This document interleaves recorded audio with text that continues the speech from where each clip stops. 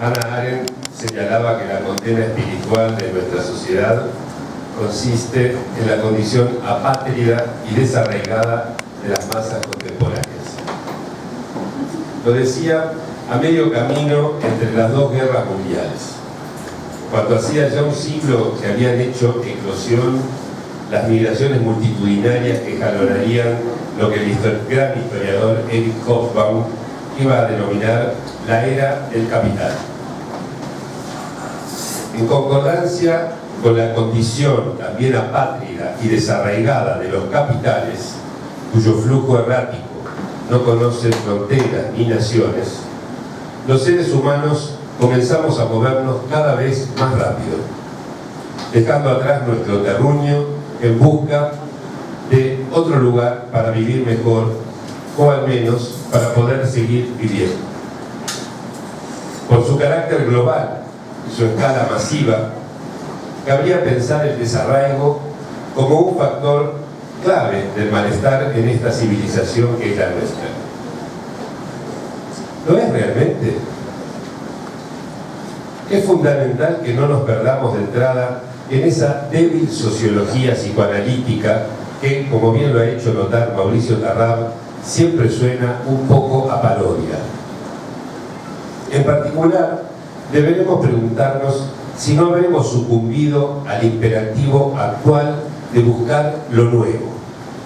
¿Es tan nuevo el desarraigo?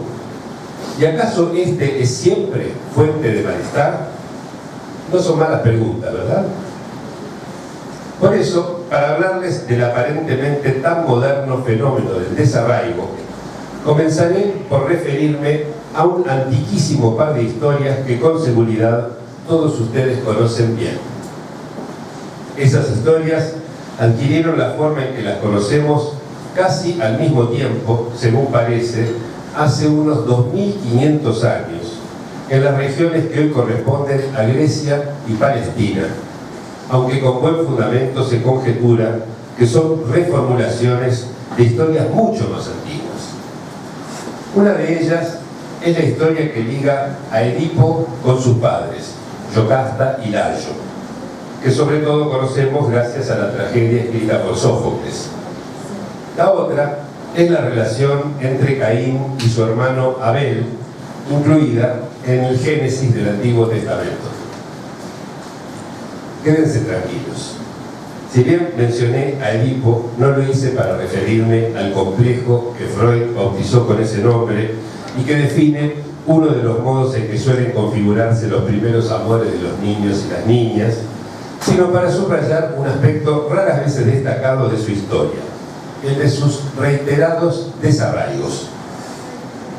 Nacido al norte de Atenas, en la polis griega de Tebas, Edipo fue enviado a la muerte por su propio padre, Layo, pues el oráculo de Delfos le había anunciado que su hijo lo mataría y se casaría con su esposa Yocasta.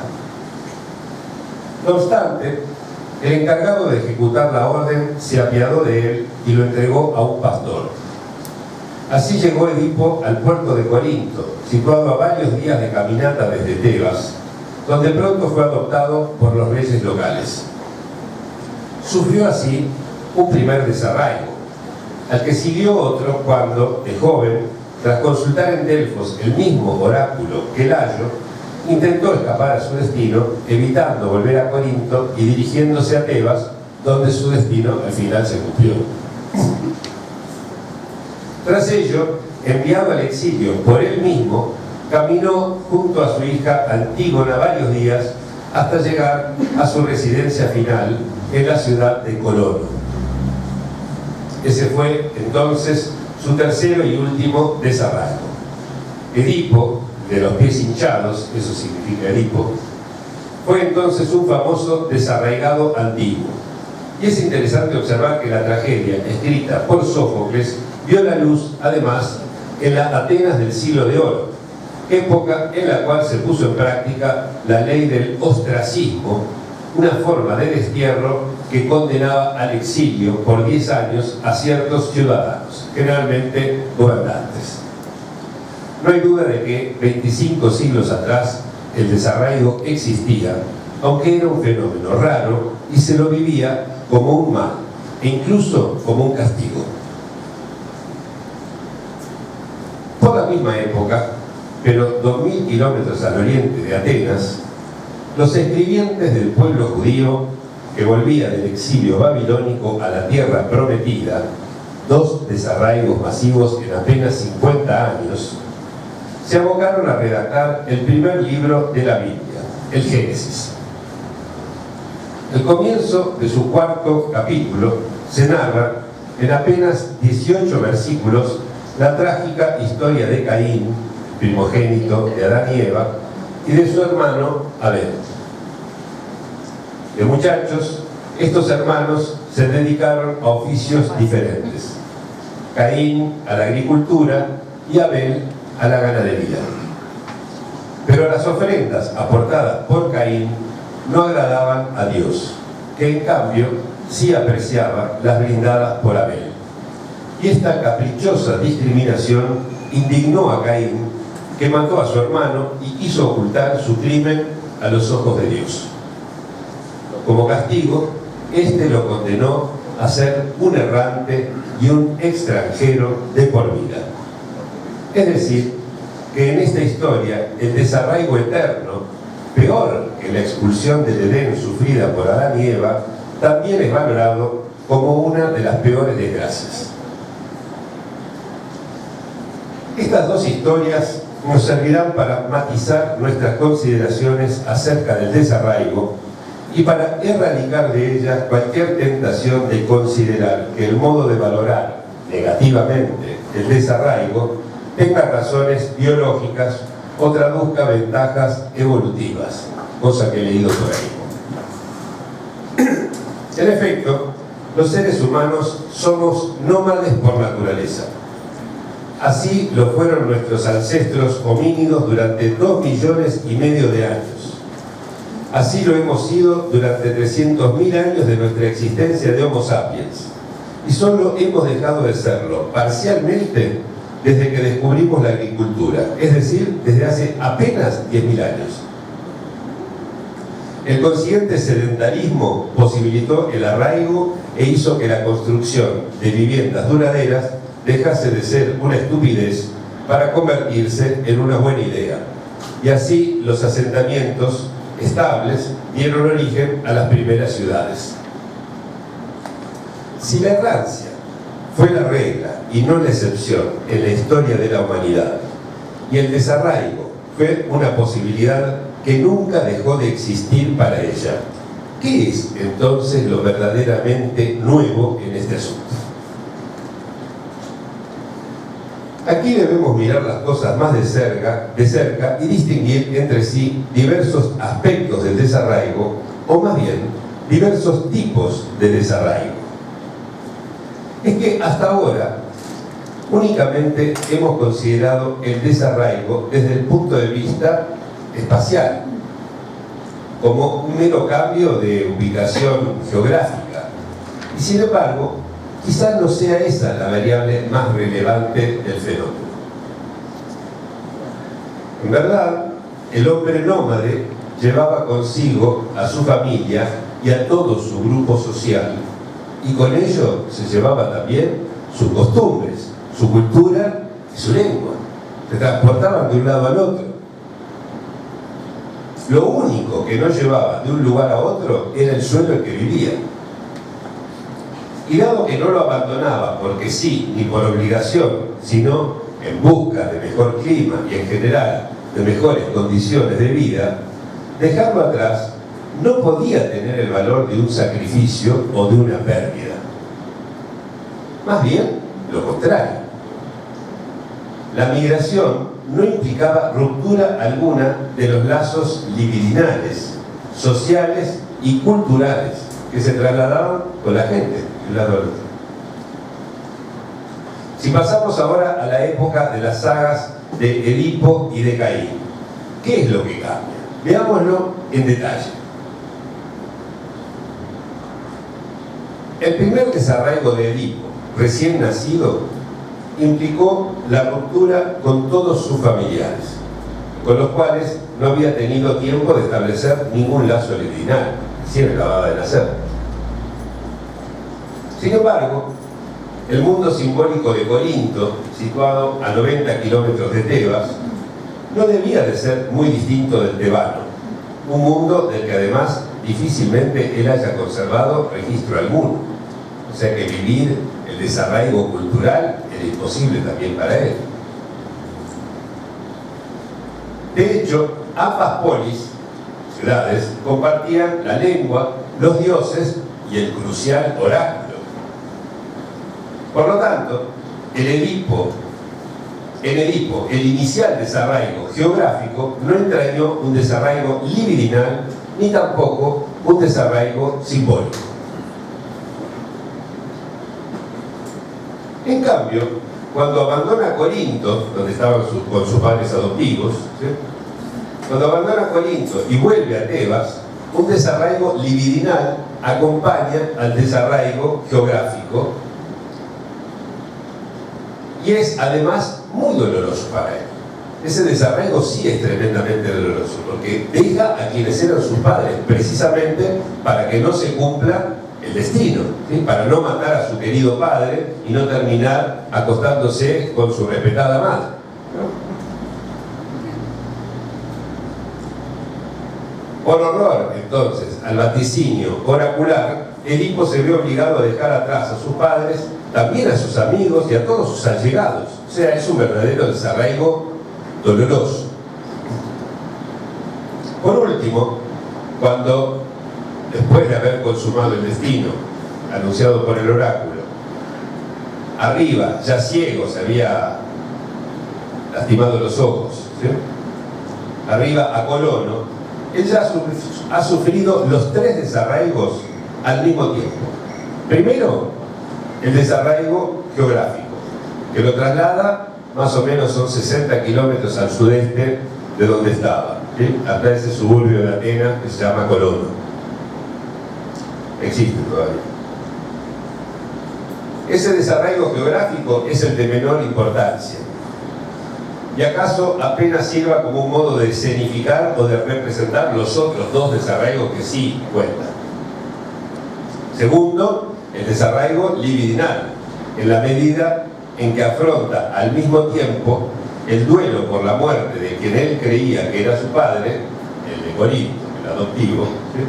La revelación de que éste y su esposa lo habían adoptado en lugar de que fueran sus padres naturales, de que él había matado a su verdadero padre, Layo, y que su madre, Yocasta, se había suicidado, mientras que deja atrás a sus dos hijos varones y a una de sus hijas, sostenido apenas por la otra, Antígona, que es quien lo acompaña hasta Colón. Conocen la historia, supongo, más o menos. Tercero, el desarraigo simbólico. Dado que, si bien no ha abandonado la cultura griega ni su lengua, se ha enajenado sin retorno de sus leyes y costumbres tras haber matado a su padre, haber desposado a su madre y haber engendrado con ella 4 hijos que son también sus hermanos. No tiene inscripción en ninguna ley simbólica, era completamente desarraigado y de la forma más radical. Este último es entonces el desarraigo que da a esta tragedia su carácter único, sin par. Edipo no es marginado de su comunidad, sino que pierde todo lugar en ella. El caso de Caín, comparativamente, es mucho más simple. Su crimen fue doble, el de haber matado a su hermano y el de luego haber pretendido engañar a Dios. Su castigo fue enterrar como extranjero hasta morir. Para evitar que otros lo maten, Dios coloca en él una marca que lo preservará. Se sigue hablando hoy en día de la marca de Caín, ¿no? El desarraigo geográfico es redoblado por un desarraigo libidinal acotado, por obligarlo a separarse de sus padres, Adán y Eva. Pero ese desarraigo no le impide, por ejemplo, tomar como esposa a una de sus hermanas, no le quedaba otra opción, ni dar origen a un largo linaje que solo desaparecerá con el diluvio universal. En cambio, no tiene lugar aquí desarraigo simbólico ninguno, ya que el crimen cometido y la pena recibida son parte de un mismo universo de símbolos. A esta altura, vemos que el desarraigo social vinculado con las migraciones no tiene títulos para suscitar nuestro interés, a menos que se entrave con el desarraigo libidinal, con el desarraigo simbólico o con ambos, de una manera esencial, no contingente, no azarosa. Aclaro esto porque la errancia geográfica siempre puede tener implicancias dentro del terreno de los lazos amorosos o de los afectos en sentido amplio, sin que ello implique una conexión intrínseca entre ambas. La sabiduría popular ha forjado en la Argentina, país de tradición ganadera, un refrán gauchesco que lo refleja. Dice así: vaca que cambie querencia se atrasa en la aparición. ¿Qué significa esto?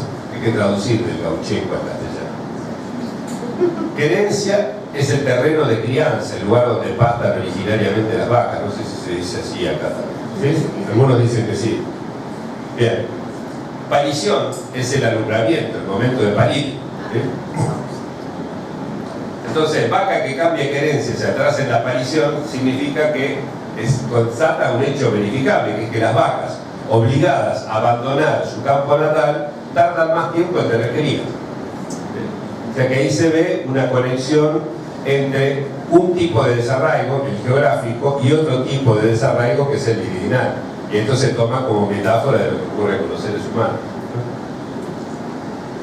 Yo mismo padecí algunos efectos colaterales, no todos negativos, del desarraigo geográfico persistente. Nací en Uruguay y mis primeros 8 años de vida transcurrieron primero allí, después en Brasil, de nuevo en Uruguay, luego en la Argentina, otra vez en Uruguay y finalmente en Argentina. Y dentro de cada uno de esos países residí en más de un barrio, todo eso en 8 años. El sentimiento de haber nacido en un pinball o flipper, no sé cómo se llaman acá, las maquinitas esas donde las pelotitas hacen así, ¿no? ¿Flipper? Bien. El sentimiento de haber nacido en un flipper solo surgió a posteriori, cuando el ritmo de las mudanzas decreció y entre tanto había ganado una facilidad para aprender idiomas que más tarde iba a resultarme muy útil, de modo que esa experiencia del desarraigo dejó para mí algún rédito. Lo que sí noté mientras ocurría ese desarraigo constante, geográfico, fue que la posibilidad de hacerse amigos requiere tiempo y continuidad. La errancia perpetua reveló ser incompatible con ese tipo de lazos. Tal vez por eso siempre di a la amistad un valor tan alto. No la conocí hasta la adolescencia. Por otro lado, el hecho de ser extranjero me hizo objeto de algunas formas de segregación que, si bien fueron soportables, no carecieron de efectos ni dejaron de doler. Con lo cual, se ve que el aspecto simbólico del desarraigo geográfico puede tener consecuencias de desarraigo libidinal.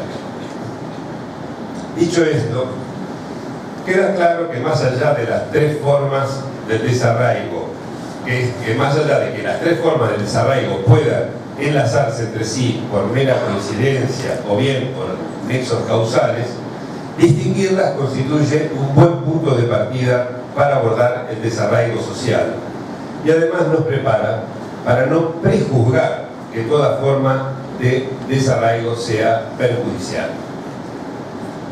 Por otro lado, ya nos deja en condiciones de responder 2 de las 4 preguntas que nos habíamos planteado al comienzo. ¿Es tan nuevo el desarraigo?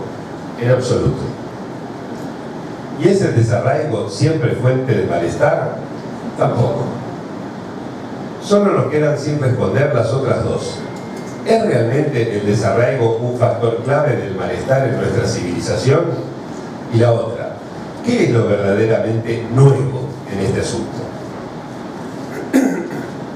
Para eso, debemos ensayar una clave que nos permita leer el mundo donde vivimos en lo tocante a la cuestión del desarraigo.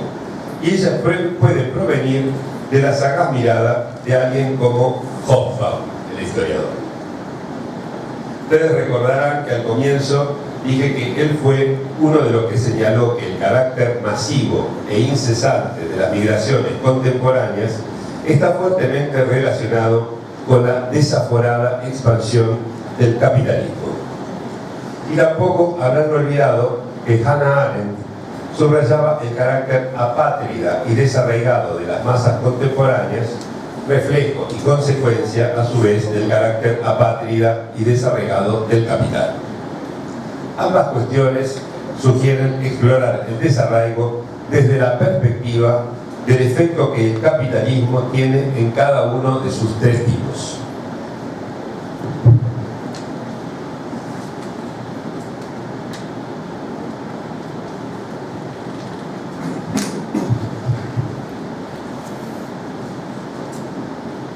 Cuando pensadores de la talla de Christian Laval y Pierre Dardot ven en el desarraigo de las poblaciones uno de los medios de expansión del capitalismo, sin duda apuntan al aspecto geográfico de ambas cosas, es decir, del desarraigo y de la expansión.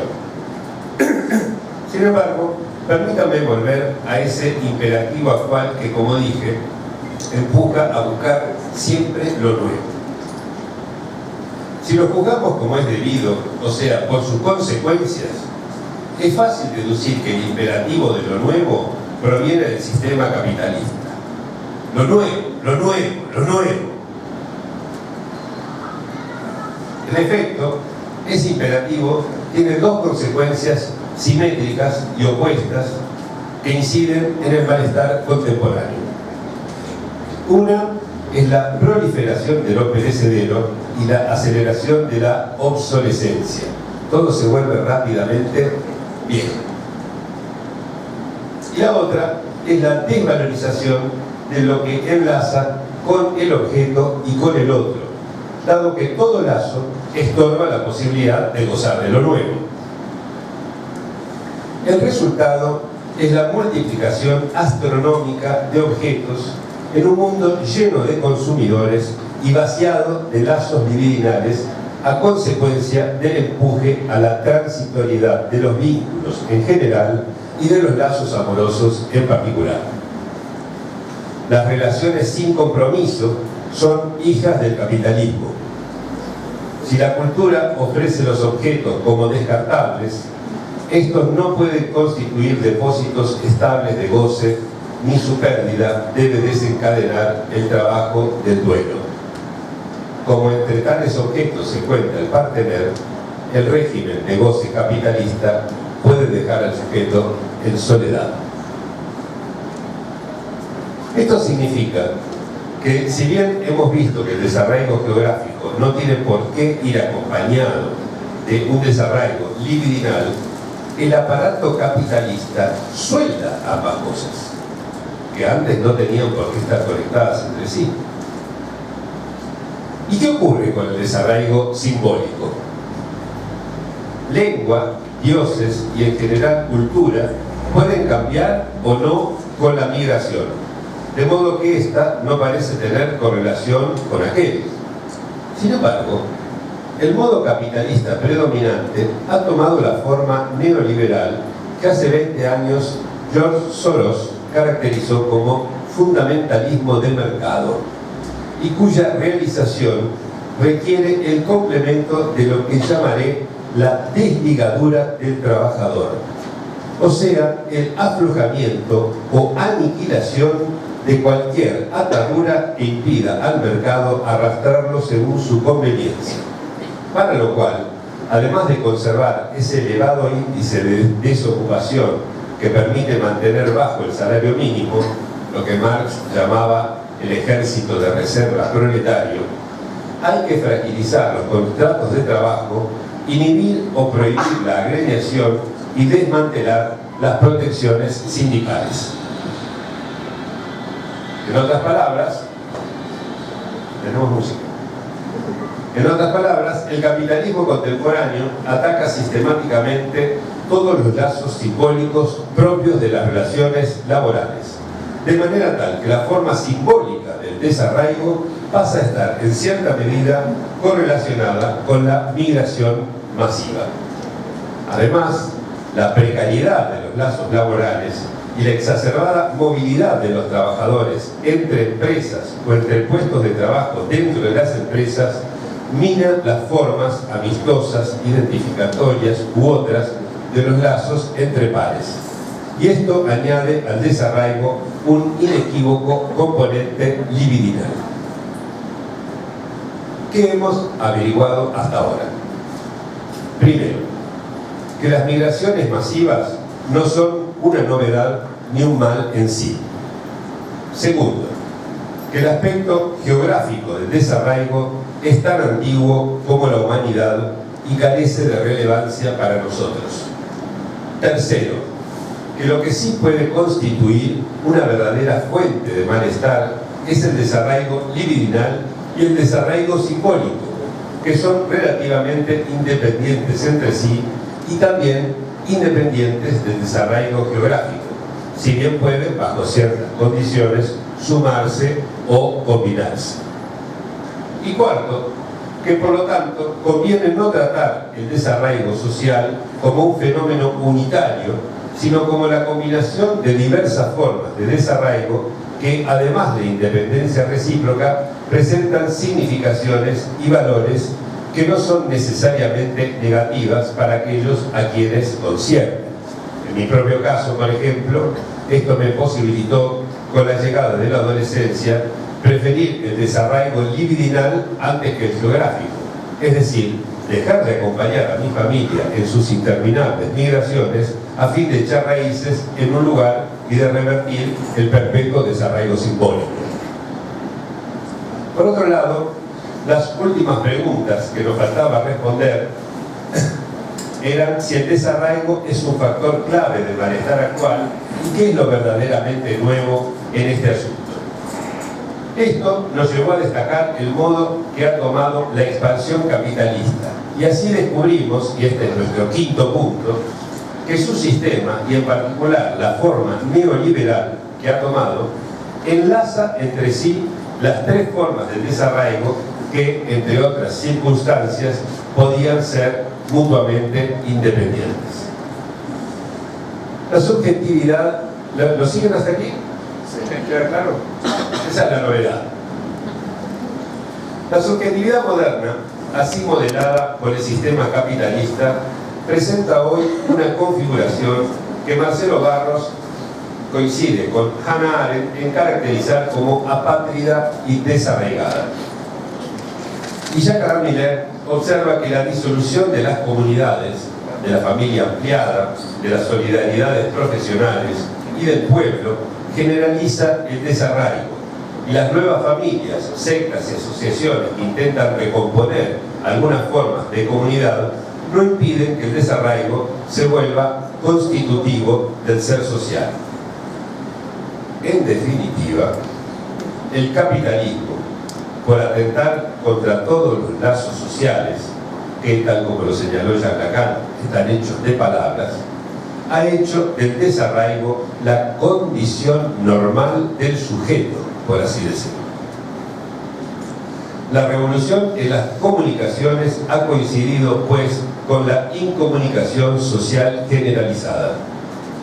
Incluso se ha roto el vínculo simbólico estudiado por Foucault y que antaño pretendía ser más y más robusto entre las palabras y las cosas, hasta el punto de haber dado lugar al régimen de la posverdad que, sin llamarlo de ese modo, había intuido y previsto Martin Heidegger en la forma de otro desarraigo, a saber, el modo ahistórico en que la verdad es correlacionada con el ser. ¿Acaso esto significa que de ahora en más deberemos simplemente considerar el desarraigo como un componente normal de la subjetividad contemporánea? ¿O bien es posible además despejar ciertas formas patológicas del desarraigo social? Esa fue la pregunta que dio pie a una conversación clínica llevada a cabo en Francia a instancias de Jacques Alain Miller hace más de 10 años y cuya transcripción fue publicada en 2016 bajo el muy preciso título de Desarraigados, lectura que recomiendo. A esa conversación me referiré en lo sucesivo, entonces. Como bien lo ha señalado Cristian Alberti en el prefacio de la publicación, cuando hablamos de desarraigo social, no aludimos a una incapacidad de alguien para hacer lazo social, sino a la constatación de la inexistencia de tales lazos en el trabajo y demás relaciones. De manera tal que estudiar el desarraigo esclarece los operadores que rigen toda inserción social y a la vez muestra que el desarraigo toma formas singulares cuando el sujeto, pese a no carecer de inserción social, tiene un desarraigo simbólico absoluto manifestado por el retraimiento, el abandono de sí mismo y la falta de impulso vital, que son los caracteres más notables de esa forma de desarraigo. Marisa Chamizo, una colega de Buenos Aires, ha hecho notar en particular que el desarraigo progresivo, lento y silencioso sugiere pensar como psicosis ordinarias los cuadros sin desencadenamientos estrepitosos que se desenganchan poco a poco de lo que los rodea. Casi insensiblemente se van cortando un lazo, otro lazo, con amigos, con familia, con pareja, con trabajo, etc. Sin que haya algo explosivo, de golpe, ¿sí? Algo característico de la psicosis ordinaria. Y eso manifiesta ese desorden provocado en la cultura más íntima del sentimiento de la vida en el sujeto, del que hablaba Lacan en su escrito Clave sobre la psicosis. Por lo tanto, procuraremos averiguar qué peculiaridades presenta lo que podríamos denominar el desarraigo psicótico. De los casos discutidos en la compilación mencionada, solo mencionaré 5, cuyos detalles arrojan luz sobre aspectos del desarraigo que hasta aquí no hemos divisado, o bien los vuelven paradigma de otros casos similares. Y para comenzar, me referiré brevemente a 2 viñetas presentadas por un analista italiano, Uberto Zucardi Merli, debido a que los pacientes, esos 2 pacientes de este analista, además de ser muy distintos entre sí, no parecen inscribirse en la estructura psicótica, o al menos esa cuestión resulta clínicamente irrelevante en ellos. Se trata de un hombre cocainómano de 25 años y de un niño hiperactivo de 7 con problemas de inserción social. Esos son los 2 casos que presenta este analista. A pesar de la enorme diferencia entre las edades y los síntomas, en estos 2 sujetos el lazo social se ve muy comprometido por la intensidad del goce sintomático. En ambos casos, el cuerpo está habitado por un exceso pulsional cuya consecuencia es una desconexión y la imposibilidad de adecuar el goce a instituciones como el trabajo o la escuela.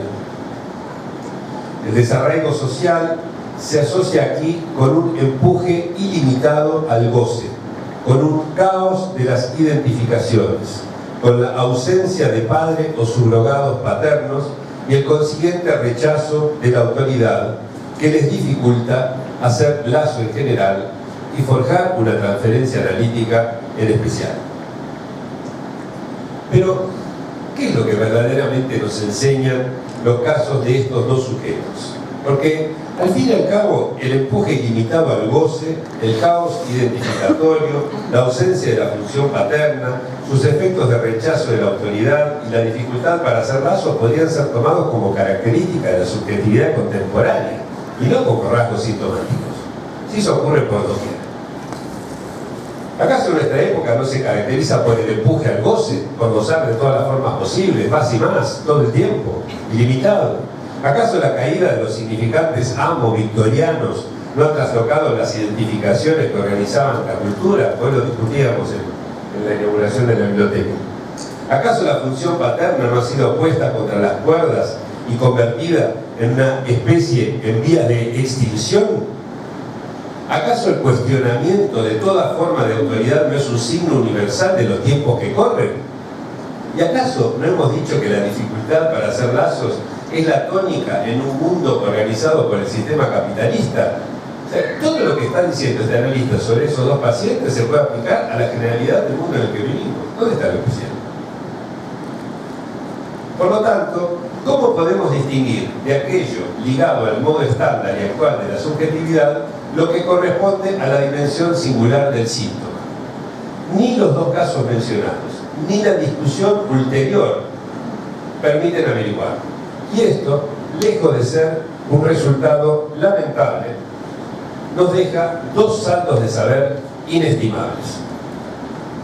El primero es que, por más que el analista se ocupe de lo singular, ello no lo exime de interrogar las estructuras universales, dado que lo singular se sitúa por oposición a y en tensión con lo universal.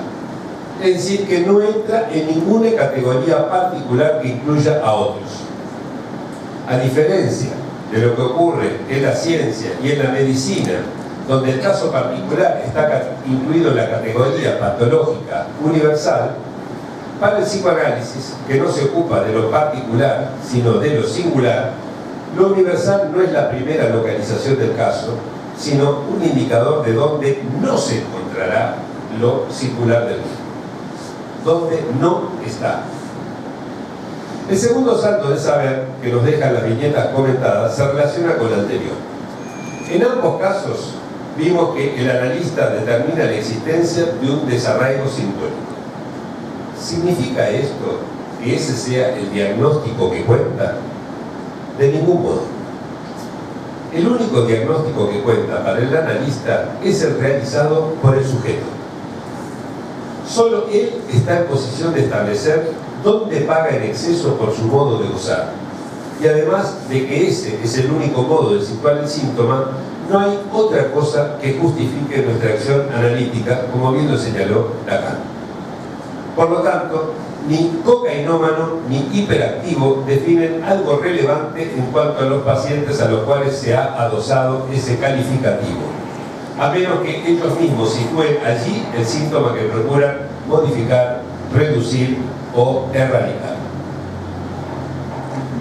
Dejo aquí la referencia a los casos presentados por Zucardi y Merli y paso ahora a mencionar el que aporta Jean-Claude Maléval.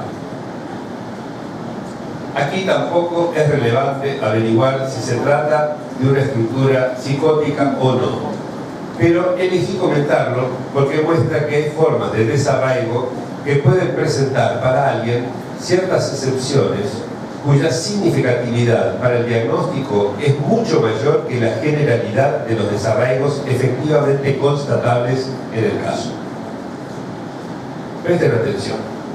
Aquí se trata de un joven que vive en una exclusión social radical por su inexplicable incapacidad para el trabajo. O sea, no tiene ninguna enfermedad, no tiene ninguna tara y sin embargo no puede trabajar. ¿Sí? Y eso lo deja socialmente aislado. Algo muy similar le ocurre con las mujeres, pues su relación con cada una de ellas se corta en cuanto todo va bien. Tanto en el ámbito laboral como en el amoroso, una angustia insoportable lo asalta en cuanto asume un compromiso y eso lo aterroriza. Todo debe ser perfecto, nunca debe decepcionar y el costo de sostener este axioma es su gran desarraigo libidinal. Sin embargo, en este panorama desierto de lazos, hay unas pocas pero conspicuas excepciones, a saber, su madre y sus hermanas.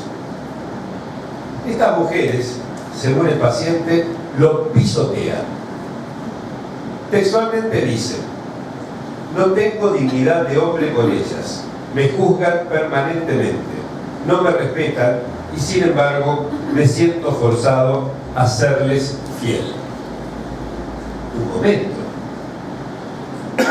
Aquí no están en juego las generalidades del desarraigo social producido por acción del capitalismo, ni la incapacidad del sujeto para entablar lazos con los otros, ni la inexistencia de tales lazos en el trabajo y otras relaciones, tal como lo planteaba Cristian Alberti, sino una suerte de perturbación extrema de la economía del sujeto, en virtud de la cual toda la libido es absorbida por su relación con esas mujeres de la familia.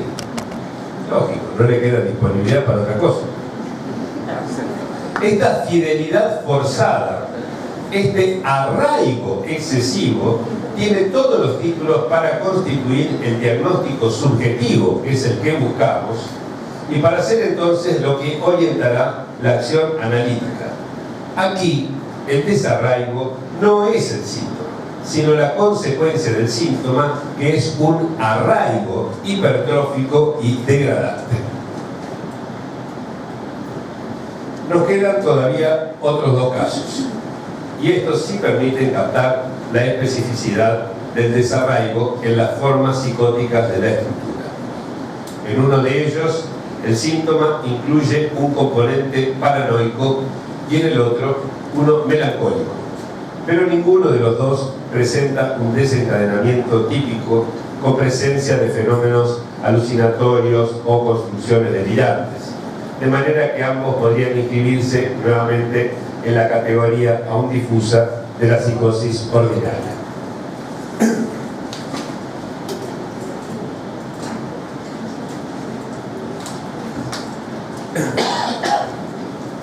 El primero de estos casos fue presentado por Hervé Castanet, un clínico fabuloso francés.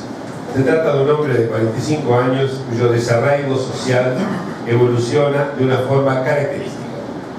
A través de sucesivos desenganches, como en el caso que vimos antes, sin que medien motivos externos, va alejándose de su entorno hasta llegar al vagabundeo. La peculiaridad de esta trayectoria es, en su caso, que para él estos desenganches y su destino final se deducen de la certeza de que hay en el mundo una voluntad de goce femenina que quiere destruirlo como hombre sexuado, al igual que su madre lo hizo con su padre. Antes del desenganche final, con el cual se separa también de su analista, su desconexión del otro se traduce en el hecho de que sus frases no forman parte de una historia, sino que suceden en una suerte de presente eterno, a tal punto que el sujeto nunca se anima y su voz parece no encajar con su cuerpo. Aunque sería necesario especificar mejor la estructura de estos desenganches, que fue una de las cuentas pendientes del congreso realizado en Barcelona el año pasado, es evidente que no dependen de lo que ocurre en la sociedad, sino que responden a la singularidad del síntoma y en particular de la naturaleza de lo que Gaëtan de Clerambault, el maestro de Lacan, llamaba el postulado fundamental del delirio pasional. En este caso, ese postulado es la intención malévola del otro femenino que goza queriendo aniquilarlo como hombre sexuado. Ese es su delito. Antes de comentar el último caso, presentado por Jean-Pierre Defieux, también muy buen clínico francés, quiero mencionar algo que él dijo cuando lo discutieron, ya que muestra lo que ese caso tiene de paradigmático. Defieux observó que solemos hallar sujetos que, al promediar su vida sin mediar antecedentes patológicos, sufren una pérdida que les lleva largos años superar y que provoca un desencadenamiento de tipo no paranoico en la forma de un desmoronamiento subjetivo y de una identificación con el desecho o la basura que recuerda a la melancolía. Melancólico es el que se suele quejar de soy una porquería, no valgo nada, etc. Según Defieux, es habitual considerar que la depresión es una enfermedad orgánica asociada a una causa social como el estrés debido al trabajo, a las condiciones de vida o al veloz ritmo del mundo contemporáneo. Y por supuesto, no hay que descartar siempre estos elementos que quizás favorezcan algunos desencadenamientos. Pero nunca hay que olvidar la responsabilidad del sujeto en su caída depresiva, ni tampoco, y esto es lo más jugoso de lo que observa Lefebvre, a la inversa, las consecuencias de una depresión en el lazo social del sujeto debido a un deterioro profundo y a veces duradero de su anclaje en la vida profesional y afectiva. Ahora sí, paso al caso. Esto lo dice después en la discusión, pero lo presento antes como prólogo. El caso que él presenta es el de una mujer de 50 años cuyo trabajo muy sacrificado le ocasionó lesiones que la obligaron a pedir al pase a otra sección, pero en vez de eso la despidieron. Me explico un poco porque es tal vez difícil de seguir. Una mujer que trabajaba como auxiliar de enfermería, teniendo que cargar los cuerpos y ponerlos y sacarlos de las camillas, ¿no? Ese trabajo lo hizo durante tanto tiempo que se afectó su columna vertebral, ¿sí? Y la indicación médica era que no podía seguir haciendo más ese trabajo, ¿sí? El hecho de que ese trabajo fuera tan sacrificado desde el punto de vista de las horas que le dedicaba, las guardias que le realizaba, el cansancio que le causaba, los dolores físicos que le quedaban, era algo que reveló a posteriori ser fundamental para la vida de esta mujer, ¿sí? Entonces, ¿qué es lo que ocurre? Lo que ocurre es, lo digo un poco más en detalle porque es tal vez el caso que más enseña acerca de lo que es el desarraigo psicótico en particular. Lo que ocurre después es lo siguiente. El médico le prohíbe seguir haciendo ese trabajo, ¿sí? Y le sugiere, le da la indicación de que pase a otra sección del hospital donde trabajaba, ¿sí? Haciendo tareas pasivas o haciendo alguna cosa diferente, ¿no? Entonces, ella ya a partir de ese momento empieza a entrar en una depresión muy profunda, incluso antes de pedir ese traslado. De todos modos hace el pedido y en lugar de conseguir el traslado, lo que consigue es que la despidan. O sea, a pesar de haber estado durante décadas trabajando en ese lugar, cuando ella ya no puede cargar más los cuerpos de los enfermos, entonces chao, ¿sí? Digamos que la lógica capitalista ahí se impone, ¿sí? No sirve, se descarta, ¿sí? El gremio al que ella pertenecía, al que ella estaba afiliada, digamos, pretende rescatarla de esa, y luchar para que le restituyan ese puesto, etc. Y ella, cuanto más ellos luchan, ella más se deprime. Es más, llegan a proponerle incluso que trabaje en el gremio, ¿sí? Como para que se gane el dinero, por lo menos trabajando con ellos, haciendo tareas para el gremio, etc. En el momento en que le ofrecen eso, ella hace un intento de suicidio. Fíjense la trayectoria, ¿sí? Ahora vamos al análisis de la cosa. Pero esta es la fenomenología de este caso de una paciente que Lefebvre atiende estando ella internada, hospitalizada. Entonces, repaso, ¿sí? Esta mujer de 50 años, cuyo trabajo muy sacrificado le ocasionó lesiones que le obligaron a pedir el pase a otra sección, pero en vez de eso la despidieron, ¿sí? Estas inequidades son muy usuales, ¿no? ¿Dónde está lo singular del caso? ¿Sí? Vamos a lo que nos interesa como analista. ¿Dónde está lo singular? La pérdida del trabajo le hizo perder su dignidad. Esto es lo que ella dice. Le hizo perder su dignidad, que ella basaba en ese sacrificio mediante el cual mantenía a toda su familia. Y lo sorprendente es que al toparse con la inhumanidad de su medio profesional, que la desalojó como si fuera una pieza descartable, en lugar de sentirse víctima, ella pasó a sentirse culpable de no haber resistido e incapaz de trabajar sacrificadamente, que era lo que constituía su dignidad, a tal punto que allí intenta suicidarse. Es decir, cuando le ofrecen trabajar en el gremio, ¿sí? Es como si le pusieran a ella el rótulo de incapaz, ¿sí? Y en ese momento hace el intento de suicidio bastante grave. Para peor, luego el marido la deja y sus hijos se alejan, porque la depresión melancólica es muy difícil de entender para los allegados, sobre todo cuando la víctima se siente culpable.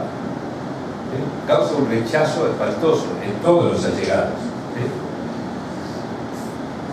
En definitiva, hubo aquí un desarraigo simbólico provocado por la pérdida del empleo, pero el ulterior desarraigo social y libidinal dependió del síntoma melancólico vinculado a la pérdida de la significación sacrificial ligada a su trabajo.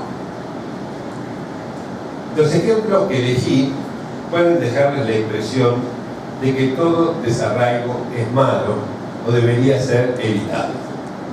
Por eso, para finalizar, quiero mencionar no un caso, sino una circunstancia general en la cual el desarraigo no solo es conveniente, sino que es lo que se espera de un análisis. Decidimos analizarnos en general porque queremos romper con alguna repetición que se nos impone de manera compulsiva. Pensamientos perturbadores, afecciones corporales, angustias inmotivadas, temores extremos, inhibiciones invalidantes, fracasos en las relaciones amorosas y un largo etcétera.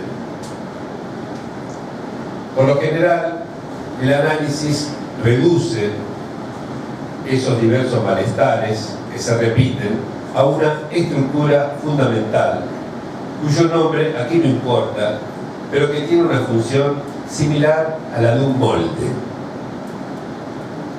En efecto, cuando llenamos el molde con una sustancia moldeable, esta adquiere la forma del molde, para eso está hecho. Y si volvemos a colocar en él otra sustancia moldeable, o nuevamente la misma, adquirirá la misma forma otra vez. De modo tal que la secuencia de esas operaciones será una lisa y llana repetición.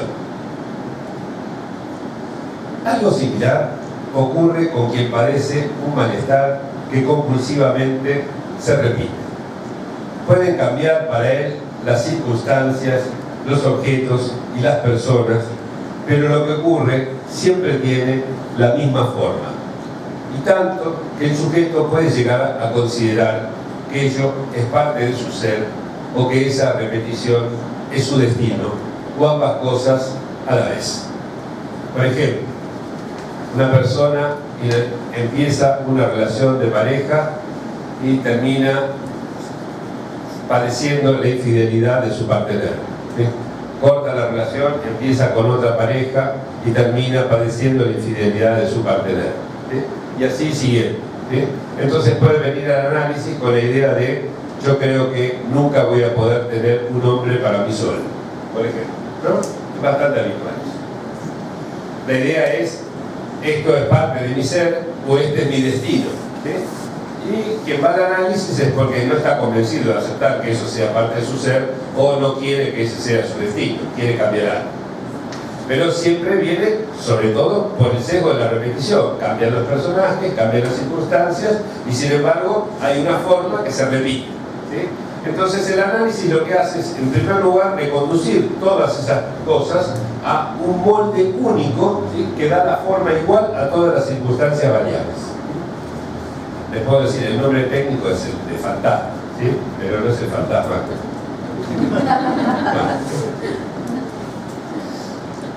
Entonces, en este sentido, cabe decir que cada uno tiene un molde al cual está ligado por un arraigo espantoso. Es lógico, entonces, que el psicoanálisis considere que hay un desarraigo esperable y anhelado. Gracias a ese desarraigo del que ha testimoniado, entre otros, Ana Aromí, una psicoanalista española, el sujeto descubre que lo que él concebía como el mundo no era más que el sentido que a todo le era otorgado por ese molde. En su último curso, Miller destacó el desconcierto que ese desarraigo final provoca cuando se termina el análisis, cuando se rompe el molde. debido a que el orden de un mundo que hasta entonces había sido regido por el molde propio, al fin zozobra.